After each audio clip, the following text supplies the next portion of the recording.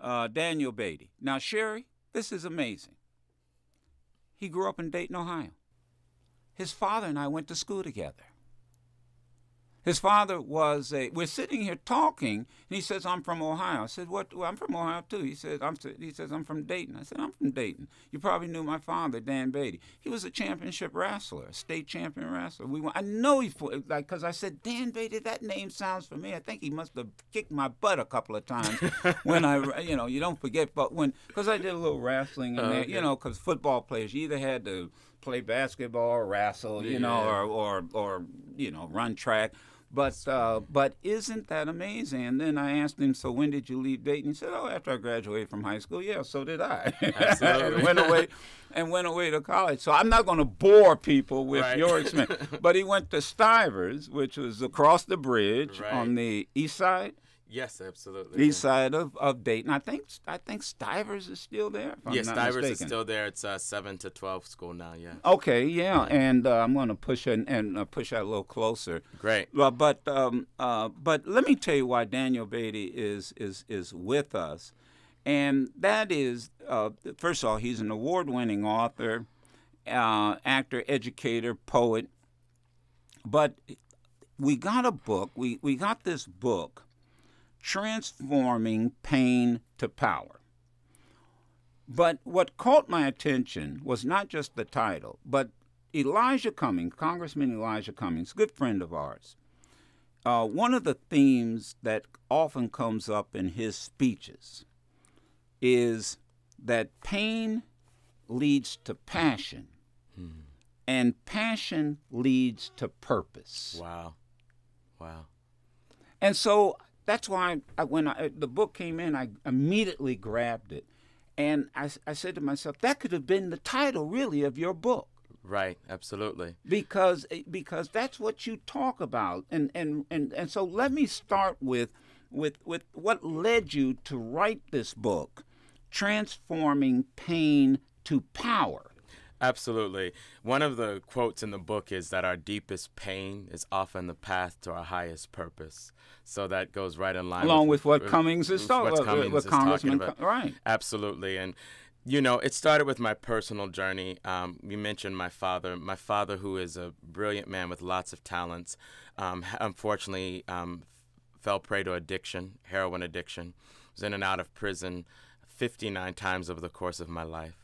My older brother also was addicted to crack cocaine, in and out of prison. And all of them growing up in Dayton. And all of them growing up in Dayton. Yeah. Mm-hmm. And so there was a lot of pain that was there. And Dayton was going through this transformation. We grew up at a time when there were factories and people could graduate from high school. You could graduate from Roosevelt, Stivers, go in, get a job, start a family, rent, buy a car, and then all that dried up. All of it dried up. Outsourced to China, Mexico, wherever. Definitely, a lot of those big industries just completely left the city. Right. And, in my father's situation in particular, I think there was the frustration of being a brilliant black man in a world that was still had so much racism present.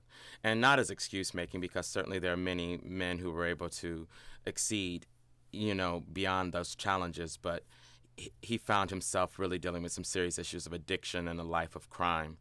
And me as his child, as a child of an incarcerated parent, and there's, by the way, 2.8 million children of incarcerated parents in this country, an estimated 10 million children presently who have had an incarcerated parent at some point. And that's a segment of our society that we don't talk about much and that disproportionately affects children of color. And as a child of a parent in prison, I had a lot of shame. I had a lot of abandonment issues around my father. I had a lot of questions about who I could be in the world. If my father had this challenge, if my older brother had this challenge, what did it say about me? And after a lot of years of allowing that pain to keep me from being present in my life, I began to really go on a healing journey, which is really what the book is about. And what started that healing journey? Was there, and you obviously write about it in the book, Transforming Pain to Power. Was there a moment, an epiphany? Where did it happen? There were many moments in my early years where I used achievement to sort of run from the pain that I was feeling, and I was a child speaker and doing all these wonderful things, and it got me all the way to Yale University. And while I was at Yale, I was getting good grades and doing well, but I was miserable inside. And Who was the adult in your life at this time? I've had lots of angels that have shown up. Okay. My mother being the most significant one, as often happens. Mothers step in the gap.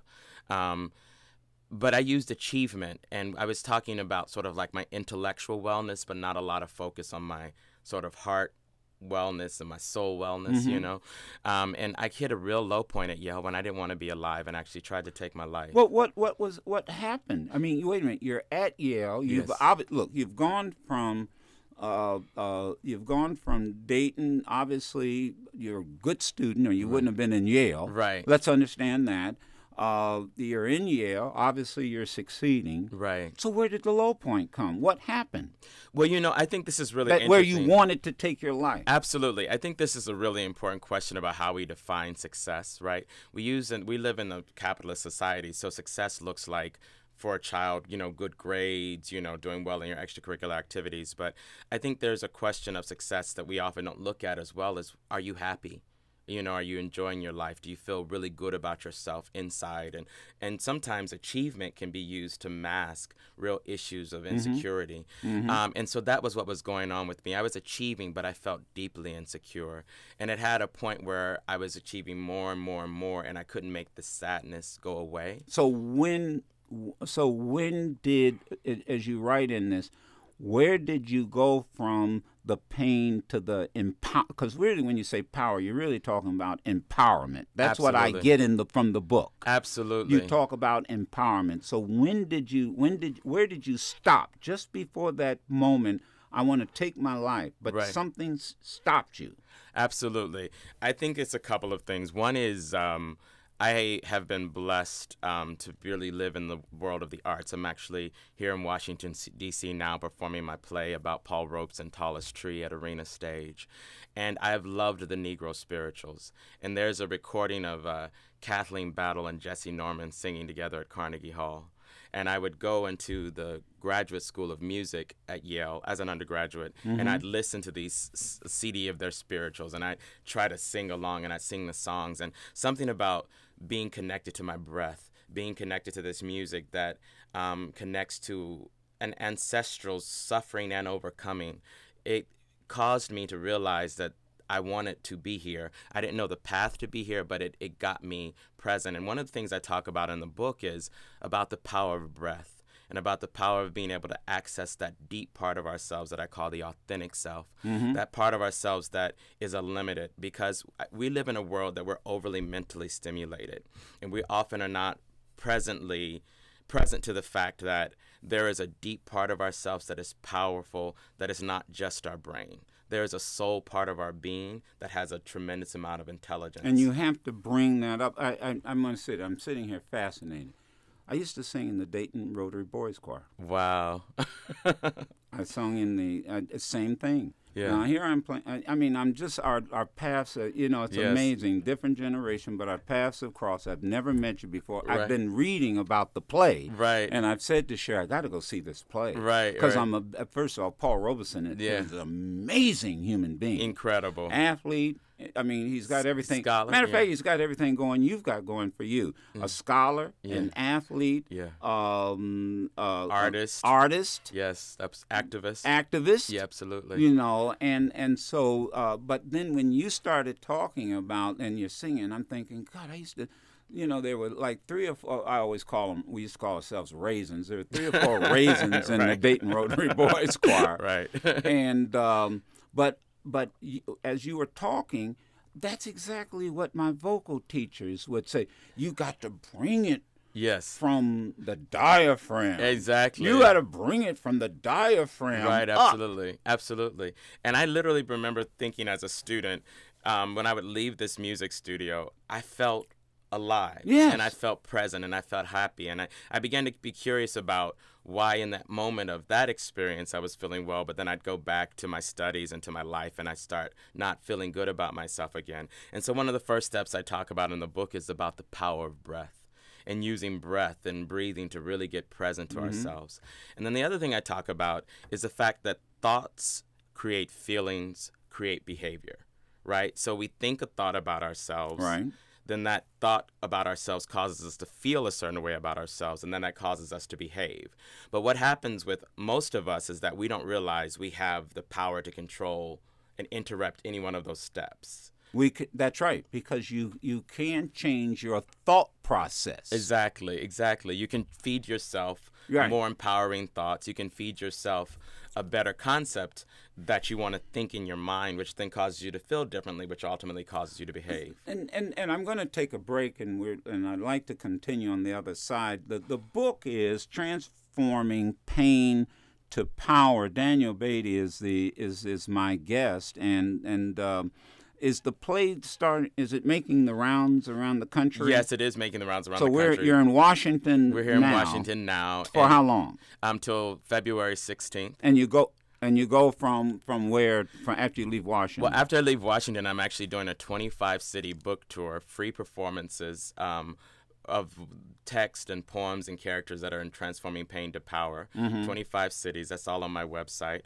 DanielBeaty.com. That's Beatty with one T. And then I take the play to Mark Taper Forum in Los Angeles for 2 months. Wow. Okay. Now let me do this on the other side. I'm going to take a quick break, but on the other side, let me ask about how this book, from Transforming Pain to Power, how you set it apart from other what I would refer to as self-empowerment books. There are a lot of self-empowerment books, but why is this one different in your opinion? And we'll do that in just a moment. The book, and we have it on our Facebook.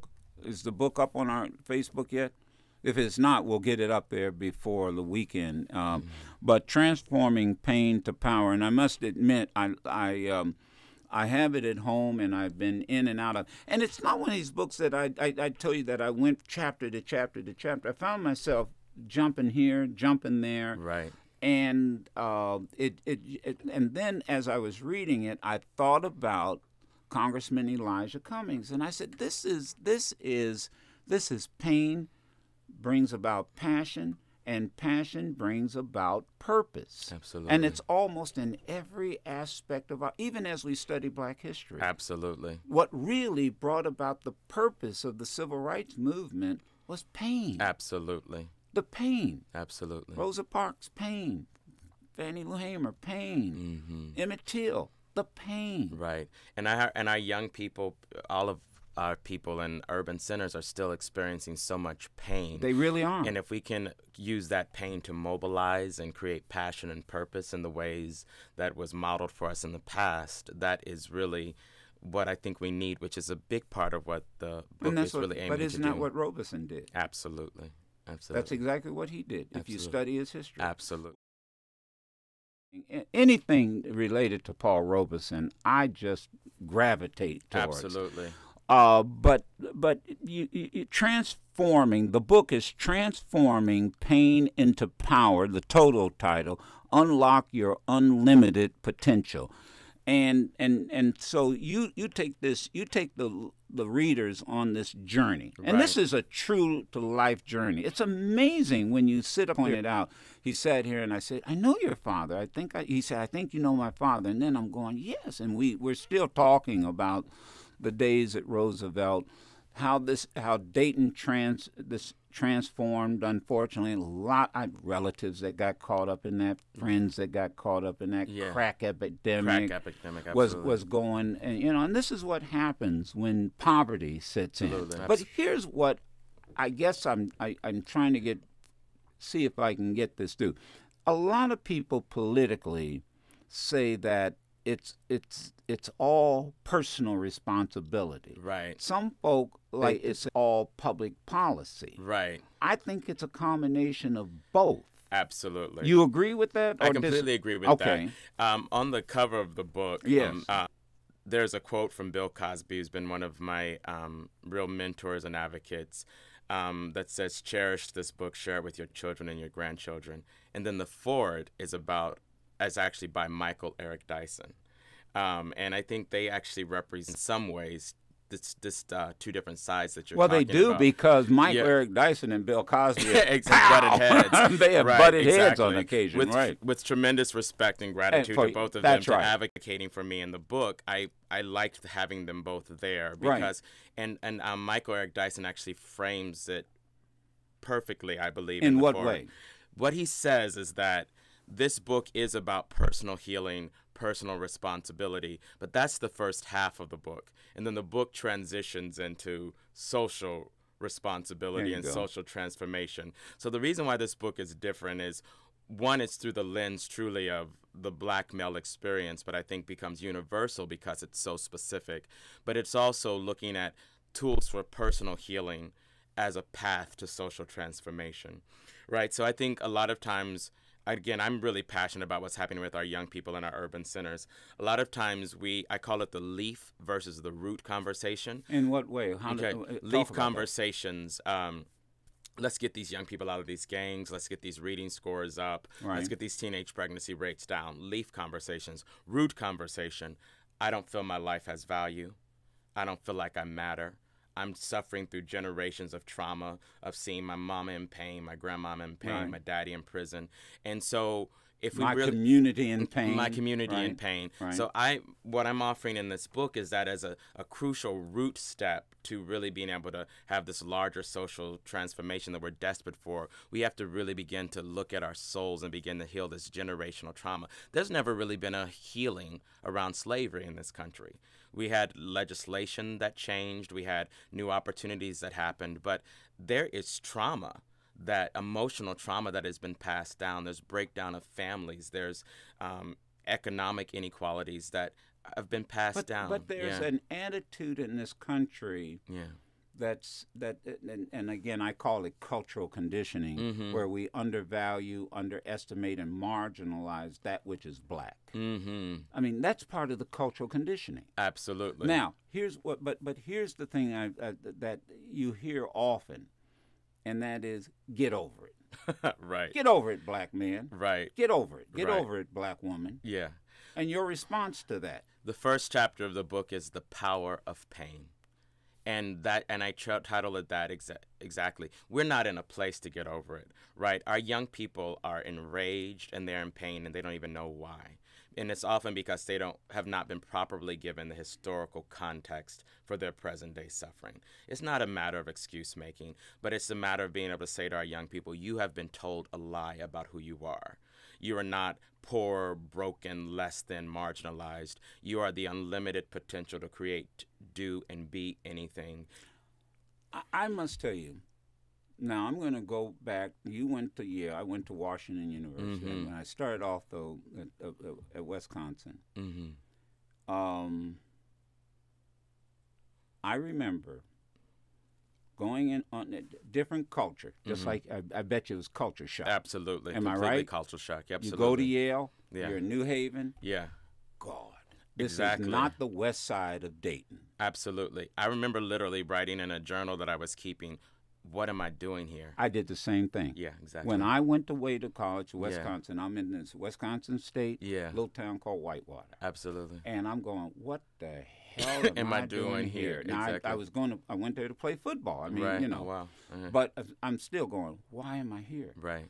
And there's no comfort. There's no one to talk to. Right. There's no, and this is at the 68, and all the riots are taking place.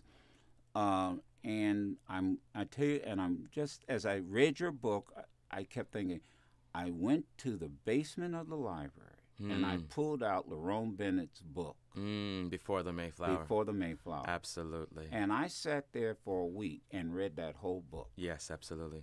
Because of the pain Right. that I was feeling. Yeah, yeah. And when I finished that book, Yeah. that pain turned into passion. A passion. Passion. Passion, then the power. Then purpose.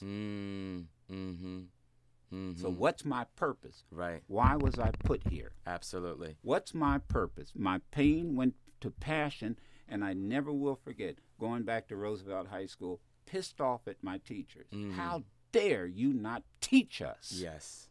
The truth of who we are. Of who we are. Exactly. How dare you not teach us that? How dare you not teach us about Robeson? How Absolutely. dare you not teach Absolutely. us about all these, the Haitian Revolution and all these things that were, Absolutely. Lerone Bennett had, and I was angry. That was the passion. Absolutely. But then the passion turned into, okay, what's the purpose? Absolutely. Now the purpose turns into power. Absolutely. Right. And not just power for oneself, but for other people. For other people. Yeah, exactly. Yeah. Mary Baraka actually talks about that. I certainly have had Who just passed away. Yeah, of course. Yeah. Who I had the pleasure to know and perform with several times. Okay. He talks about the phases of life, and there's phases when you can be so angry that it can sometimes, and I certainly have those phases in my life, it can stop you. But then there comes a phase where that anger, that pain becomes your passion, and it can fuel you to discover your purpose and then be very powerful. And then empower you. And that's really what this book is trying to track in terms of these different chapters and these different steps. There is certainly the chapter that's about the power of purpose.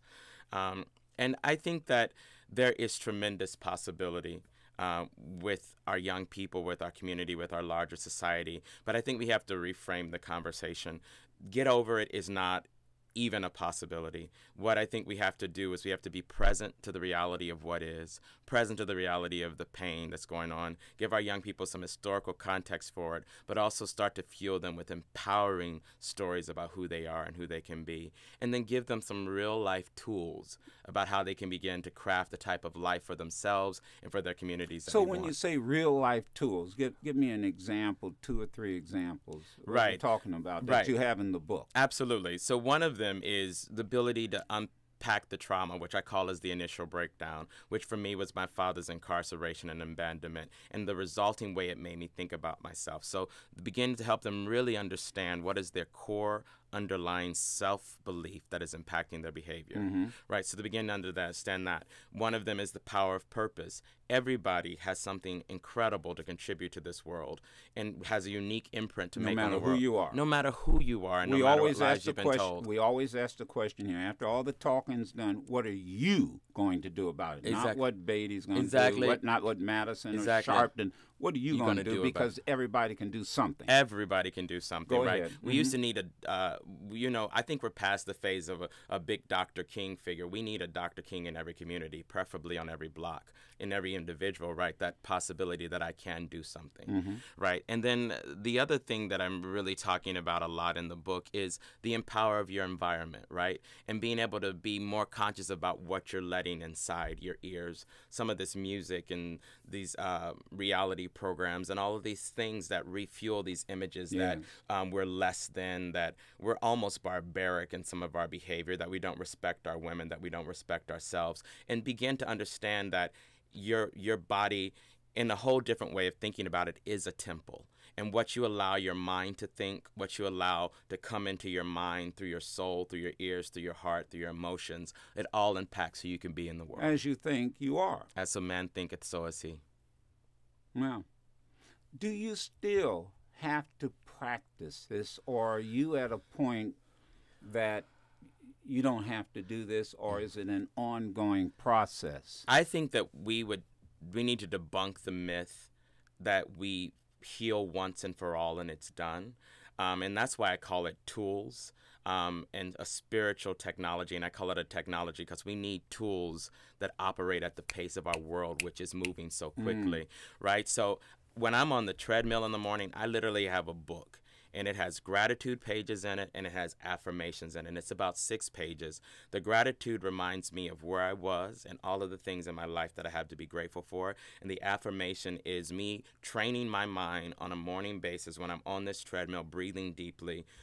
You have a purpose in this world. You have something to contribute. It's not about you. What can you give? What are your commitments? And I go through those as I'm breathing, and they get my mind right.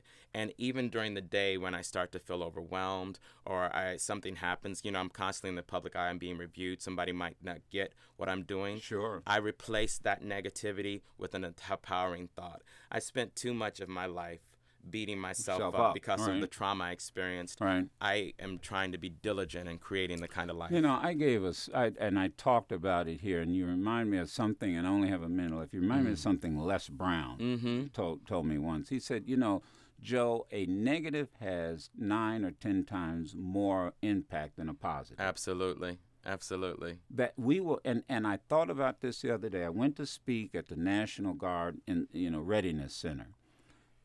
Great speech, great response. Spent an hour talking, signing autographs. There was this one white lady at the end of, as I was walking out, who tried to jack me up because I brought up Ted Nugent. All right? Right. Oh, that has no place. And she started lecturing me about Dr. King. I was so pissed. Right. And so angry, and I had to stop myself. Right. And say, wait a minute. You just spent an hour signing autographs and taking selfies. Exactly. Right. And you're letting this one woman ruin the whole morning. And you made a choice in that mind to control your thoughts and That's to feed right. yourself with an empowering thought. And that's really what it's about. That's exactly right. Absolutely. And I had to work at it. Absolutely. Because I came back home talking about it. Right, And exactly. I'm talking about it. And I said, wait a minute, stop. Exactly. Stop. You're giving her too much power. Exactly. Exactly. You're giving her too much power. Man, I got to tell you, if you do see your dad, see if he can recollect. I know he will. Saber. Save. Save. Okay. Save. I'll tell you about Save later. Okay. But the book, please, everybody, it's called, the book is titled Transforming Pain into Power. Pain to Power. I'm sorry, Transforming Pain to Power. Yes, exactly. Unlock your unlimited potential. Yes. That's it. And thank you for coming in. Thank you for having me. Good luck, and I promise you I'm coming by to see the play. Okay, terrific. I will